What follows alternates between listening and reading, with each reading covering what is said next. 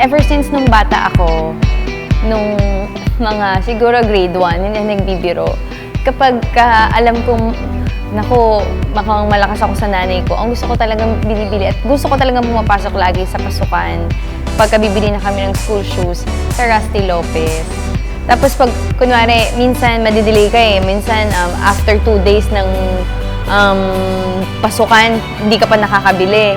Tapos makikita mo na yung mga kaibigan mo, ang dami na nila. So, ano yung shoes mo? Rusty. Naku, kailangan ako makabili sa Rusty na ano na ako dito. Alam mo, yung Rusty kasi, pag pumasok ka sa kanya, ang dami-dami niyang choices. Hindi lang pang school shoes, pwede rin siya yung pang casual. Tapos kung gusto mo ng slippers, meron din siya, sandals. Kung gusto mo naman ng, kunwari, pupunta kang ibang bansa, gusto mo ng boots, meron din silang boots. Kung may gusto ka sa panlalaki, meron din sa panlalaki. Tapos kung gusto mong sporty, meron din silang sporty. So talagang pag pumasok ka doon, kung ano man yung kailangan mo, kung ano man ang hinahanap ng paa mo, meron siya. And ang the best pa talaga sa Rusty is it's very comfortable. Usually, pag nagiging comfortable yung shoes, sobrang nagiging pricey, di ba?